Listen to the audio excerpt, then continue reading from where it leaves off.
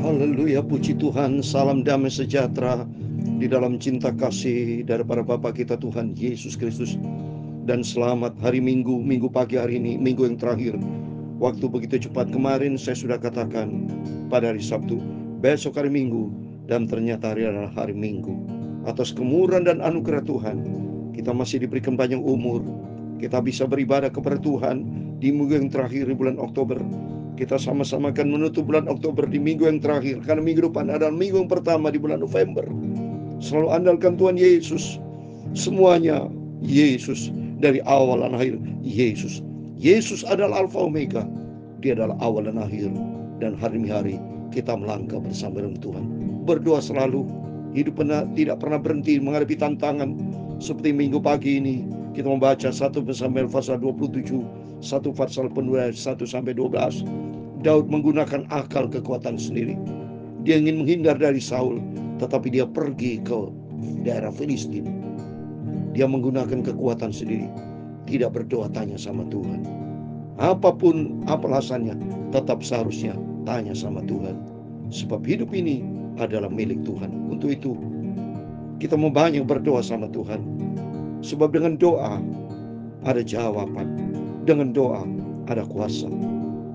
Dengan doa kita mendapat kekuatan. Melangkah bersama dengan Tuhan, Tuhan akan menyertai kita. Amin. Tuhan memberkati kita semua. Bila sengsara menimpa ke atas, bila kelam kabut tak menentu hidupmu, ingat masih ada seorang penolong bagimu. Dia tak pernah jauh darimu. Berseru haleluya, memanggil namanya. Berdoa, dia akan segera menghampiri dirimu. Percaya, dia tak jauh darimu. Dia Yesus hanya sejauh doa. Amin, haleluya. Bila godaan menggodai hidupku, bila cobaan mencobai hatimu, ingat masih ada seorang penolong bagimu. Dia tak pernah jauh darimu. Haleluya. Berseru, memanggil namanya. Berdoa, dia akan segera menghampiri dirimu. Percaya, dia tak jauh darimu. Dia hanya sejauh doa. Haleluya. Dalam Yeremia pasal 33 ayat 3, demikian firman Tuhan. Berserulah kepadaku, maka aku akan menjawab engkau dan akan memberitahukan kepadamu hal yang besar dan yang tidak terpahami, yaitu hal-hal yang tidak kau ketahui. Berdoa, berseru, berharap kepada Yesus. Yeremia 17 ayat 7 dan 8, demikian firman Tuhan.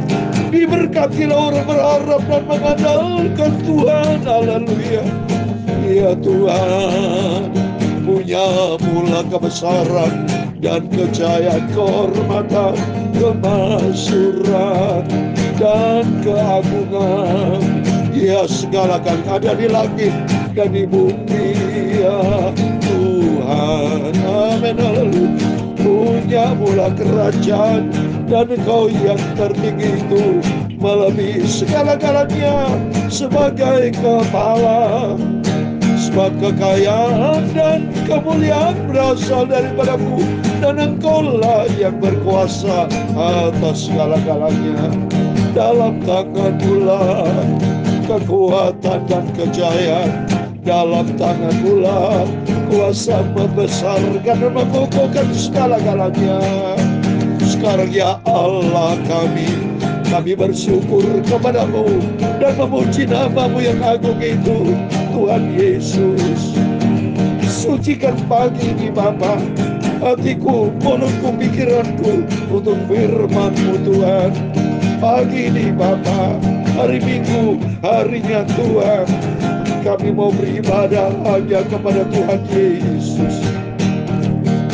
Bapa, sucikan mulutku, hatiku, pikiranku Bapa, untuk firman-Mu ya Tuhan.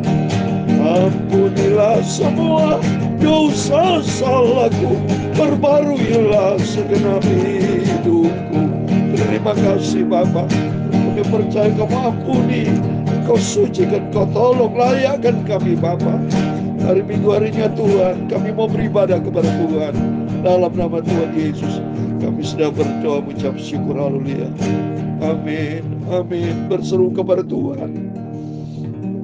Tuhan berfirman di dalam Yeremia 33 ayat 3, berserulah kepadaku, maka aku akan menjawab engkau dan akan memberitahukan kepadamu hal yang besar dan yang tidak terpahami, yakni hal yang tidak kau ketahui. Oh, banyak yang tersembunyi, saudara. Ya, Tuhan maha hebat, maha dahsyat, maha mulia, maha segala-galanya. Tak terselidiki, saudara. Pengetahuan Tuhan dahsyat, ya. Seperti di dalam Roma 11 ayat 33, ya. Kagum, saya mungkin kalau saudara Bapak rajin baca Alkitab, kagum kita akan Tuhan Yesus. Roma 11 ayat 33, oh alangkah dalamnya kekayaan hikmat dan pengetahuan Allah. Sungguh tak terselidiki keputusan-keputusannya, dan sungguh tak terselami jalan-jalan. Oh, dahsyat, sempurna Tuhan itu. Oke Bapak Ibu, hari Minggu harinya Tuhan. Bapak Ibu jangan jauh dari Tuhan, dekat dengan Tuhan, bersama istianan semua beribadah kepada Tuhan. Ya, saya sebentar menyampaikan firman Tuhan di Gereja Betel Indonesia di daerah Bekasi, daerah mana itu ya saudara. Pokoknya kita kalau karib dengan Tuhan, kita mau cinta Tuhan, kita mau sungguh-sungguh sama Tuhan. Sampaikan firman Tuhan, dan hidup ini harus hidup yang berarti. Kita mau utamakan, tempatkan Tuhan di atas segala-galanya. Berdoa, di dalam dunia memang banyak masalah, banyak pergumulan. Tapi jangan takut, kita punya penolong bagimu, kata firman, kata janji Tuhan, kata pujian tadi. Ingat masih ada seorang penolong bagi kita. Yesus tidak pernah jauh dari kita, asal kita mau dekat dengan Tuhan. Mari hari Minggu ini semua beribadah kepada Tuhan ya. Bapak Ibu datang berbondong-bondong, suami istri anak-anak datang kepada Yesus, jumpa dengan Yesus ya, memujiakan Tuhan dan dengarkan firman Tuhan seperti Maria. Maria duduk diam, kalau saya baca dalam Lukas 10:39, duduk diam mendengarkan firman Tuhan, dan dikatakan Maria sudah ambil bagian yang terbaik.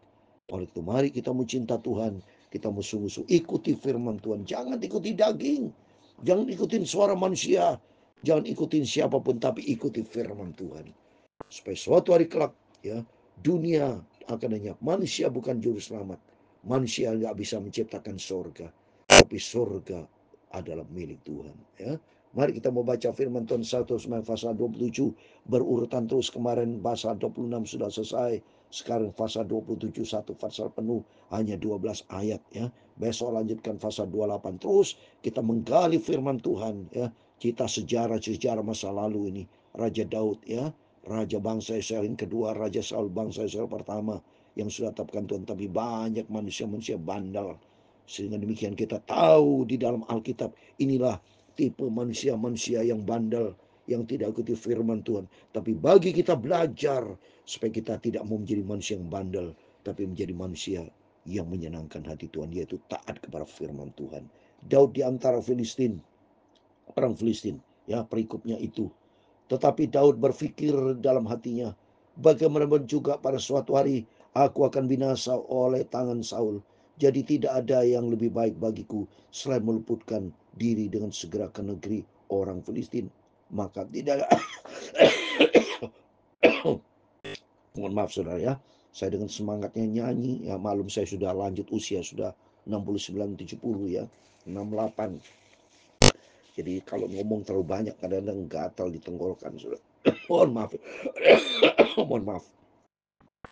Maka tidak ada harapan bagi Saul untuk mencari aku lagi di seluruh daerah Israel, dan aku akan terluput dari tangannya. Pikir Saul, pikir Daud. Mohon maaf nih, gatal melulu. Dalam nama Yesus, dengan nama Yesus tidak gatal lagi. Sampai dengarkan saudara. Ya, ini saksi. Saya dengan iman saya katakan, saya tolak itu, saya benci ke dalam batu ini saudara. Ya, kadang-kadang karena nyanyi ya, kuat inilah dalam dunia, penuh dengan masalah. Dalam pelayanan juga diizinkan Tuhan masalah. Supaya apa? Supaya saya tidak bersungut-sungut, selalu bersyukur kepada Tuhan dan iman. Pokoknya hidup kita dibentuk sama Tuhan.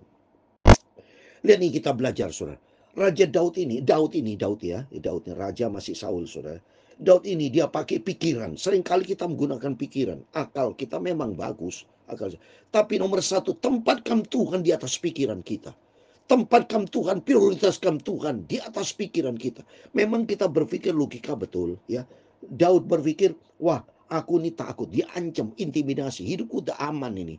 Suatu hari kelak cepat atau lambat pasti aku akan dibunuh oleh Saul. Itu menurut pikir manusia.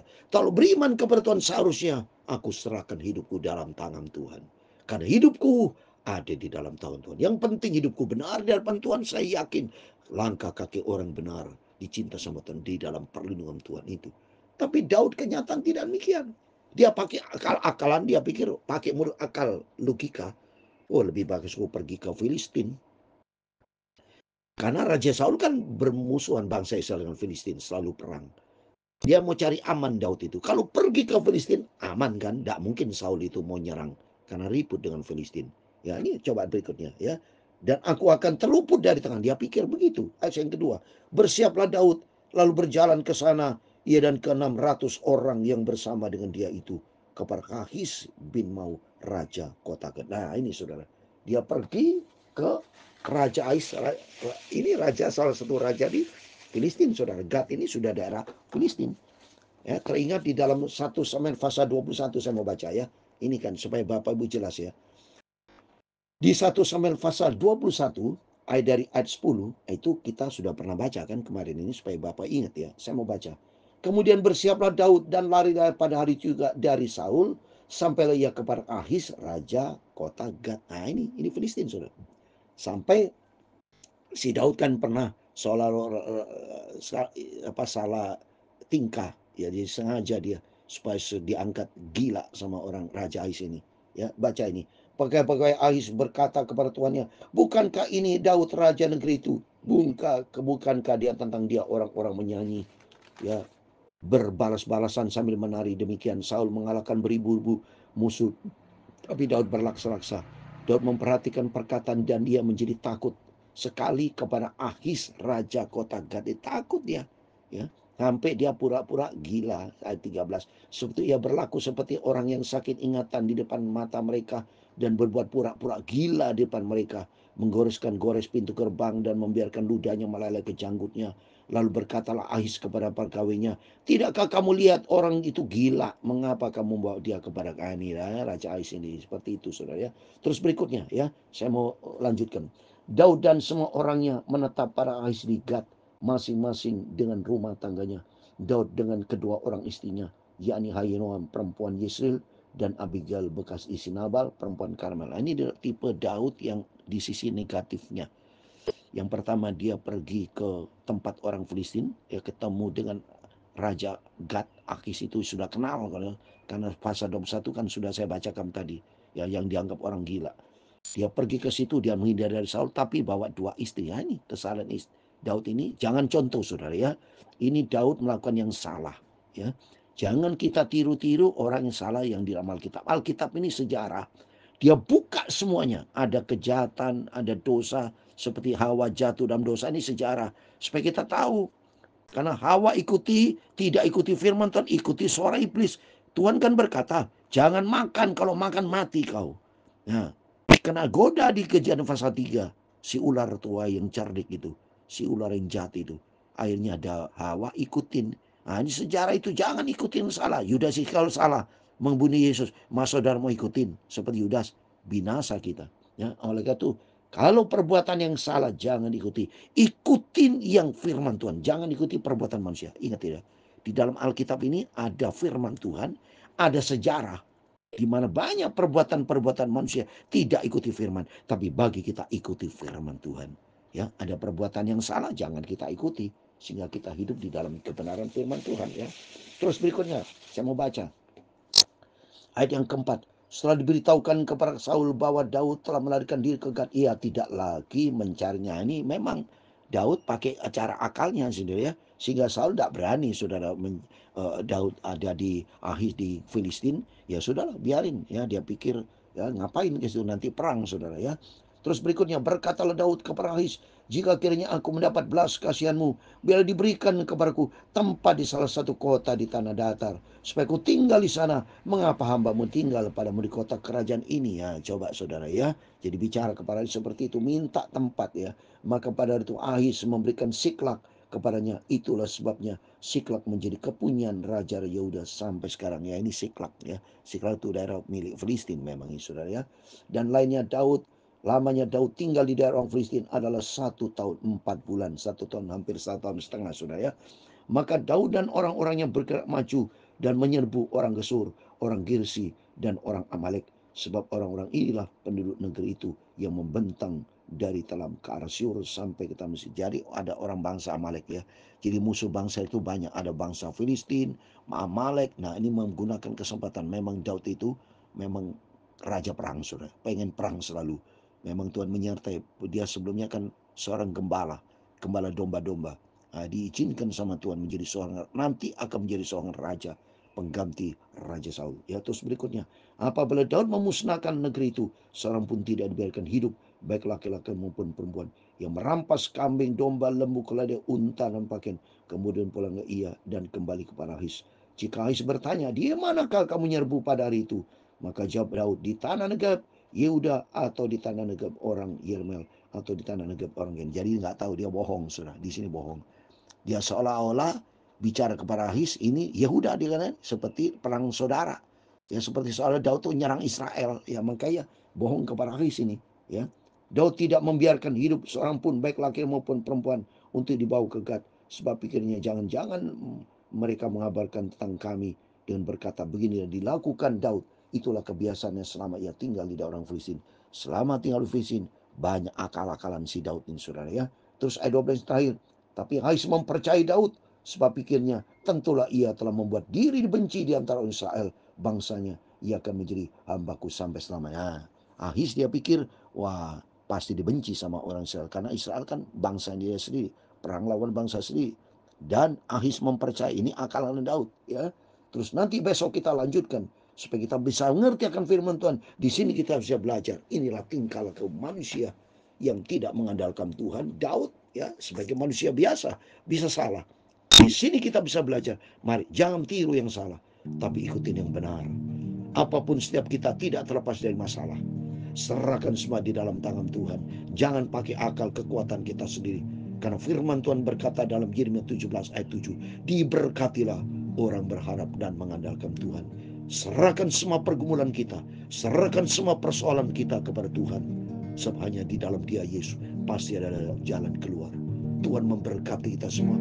Bila sengsara menimpa ke atasku, bila kelam kabut tak menentu hidupmu, ingat masih ada seorang penolong bagimu.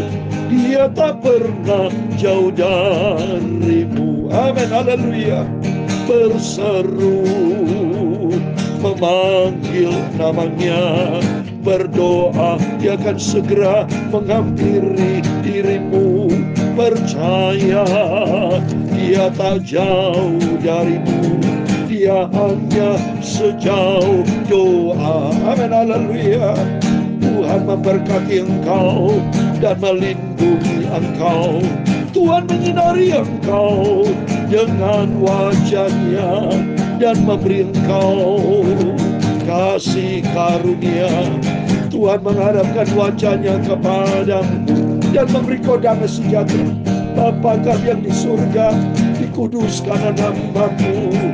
Datanglah kerajaan-Mu, jadilah kehendak-Mu di bumi seperti di surga. Berikanlah kami pada hari ini makanan kami yang secukupnya, dan ampunilah kami akan kesalahan kami, seperti kami juga mengampuni orang bersalah kepada kami. Dan janganlah membawa kami ke dalam pencobaan, tetapi lepaskanlah kami daripada jahat. Karena Engkaulah yang punya kerajaan dan kuasa dan kemuliaan sampai selama-lamanya. Amin. Selamat hari Minggu, harinya Tuhan. Semua Bapak Ibu bersama saya beribadah kepada Tuhan, memuji akan nama Tuhan, dengarkan firman Tuhan, sehingga hidupmu senantiasa berkenan sama Tuhan. Kalau ada punya pergumulan, bawa di dalam doa. Jangan seperti Daud menggunakan kekuatan si akal sendiri, tapi senantiasa kita berharap kepada Tuhan. Serahkan melalui doa, dan Tuhan percaya, kita percaya Tuhan pasti tolong kita. Karena janji Tuhan, sekali-kali Tuhan tidak pernah tinggalkan kita. Amin. Selamat hari Minggu, Tuhan memberkati kita semua. Amin. Immanuel, haleluya.